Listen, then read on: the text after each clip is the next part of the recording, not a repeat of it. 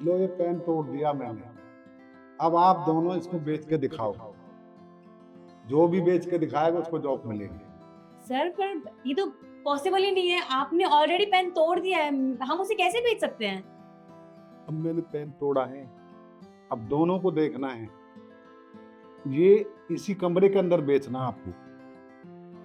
Sir वो तो हम समझ गए, लेकिन जब ऑलरेडी कोई पेन टूट चुका है, कोई आइटम ऑलरेडी ब्लॉक हो चुकी है, तो हम उसे बेच नहीं सकते ना।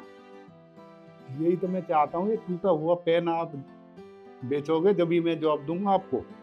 Okay sir. अम, सर देखिए, ये पेन बहुत ज़्यादा कीमती है। क्यों? क्योंकि एक बहुत बड़े बिज़नेसमैन ने अपनी कुछ इम्पोर्टेंट डील्स इसे साइन करी थी। तो ये हुआ ना बहुत इम्पोर्टेंट पेन, तो आप इसे खरीद लीजिए, लीजिए। ये पेन मैं नहीं खरीद सकता, इसमें मेरा क्या फायदा। सर फ़ायदा है ना आपका। देखिए सर, ये कलेक्टिव आइटम में से एक है।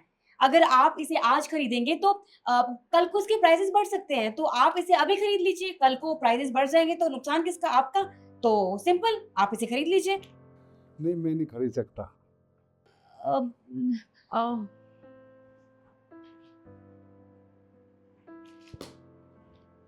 ये पेन मैं खरीदती हूँ। 1 सेकंड, ये तो इल्लीगल हुआ, ऐसे कैसे कर सकती हो तुम? ये हो ही नहीं सकता, पॉसिबल ही नहीं है। मुझे लगता है तुमने सर की पूरी बात सुनी ही नहीं।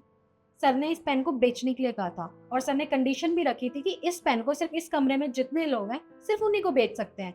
और तुमने सर को बेचने की पूरी कोशिश करी, पूरा कन्विंस किया, पर सर ने सीधा मना कर दिया। और तुम तो ये लोगी नहीं, क्योंकि तुम तो ऑलरेडी मेरे साथ कॉम्पिटिशन में हो, तो तुम ये पेन खरीद के मुझे जितवाओगे क्यों? इसलिए ये पेन मैंने खुद ही खरीद लिया। पर सर ऐसा हो ही नहीं सकता, ये गलत बोल रही हैं, ऐसे कोई खरीदेगा ही नहीं, ना बेचेगा ऐसे कोई।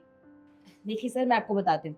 सर, अगर कोई कंपनी कोई आइटम बेचने के लिए देती है अपने एम्प्लॉयी को, तो एम्प्लॉयी का फर्ज़ बनता है ना कि वो अदर पर्सन को वो आइटम बेचेगा, वो एक कंपनी में थोड़ी ना कोई आइटम बेचेगा।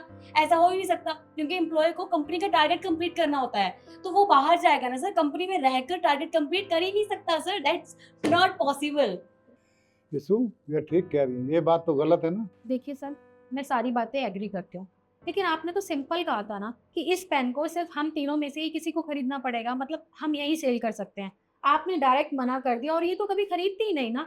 और जब हमारे पास सिचुएशन ही नहीं है, जिस सिचुएशन में है हमें उसी में डील करना पड़ेगा। अगर मैं किसी कंपनी में काम करती, तो मेरे पास बहुत क्लाइंट होते, तो मैं किसी ना किसी को ये पेन सेल कर ही देती। लेकिन यहाँ पे सिचुएशन ऐसी है ही नहीं। यहाँ पे हम सिर्फ़ तीनों लोग हैं और तीनों में से 2 ने तो सीधा मना कर दिया, तो खरीदना तो सिर्फ़ मुझे था ना, इसलिए मैंने ये खरीदा।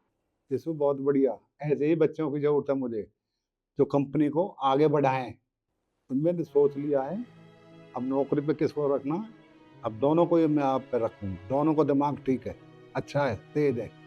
हाँ, पर दोनों को क्यों सर? वो तो पेन सेल नहीं कर पाएँगे। इसने भी अपनी दिमाग बहुत इस्तेमाल किया है, आपसे बहस करी है हर बात पे, आपसे बहस करना भी हर एक पॉइंट पे, एक पहलू पे बड़ा कठिन होता है। आपसे हार नहीं मानी उसने, तो इसलिए दोनों मुलाज़िम ठीक हैं और मैं दोनों को ही रखूँगा। Thank you so much sir, आपने मुझे सेकंड चांस दिया। बट सर, मैं आपसे वादा करती हूँ कि मैं कंपनी की टारगेट अच्छे से कंप्लीट करके दिखाऊँगी। Thank you sir. Congratulations. Thank you and congratulations. अच्छा, अब आप जाइए, कल टाइम से ऑफ़िस में आ जाना। Okay sir.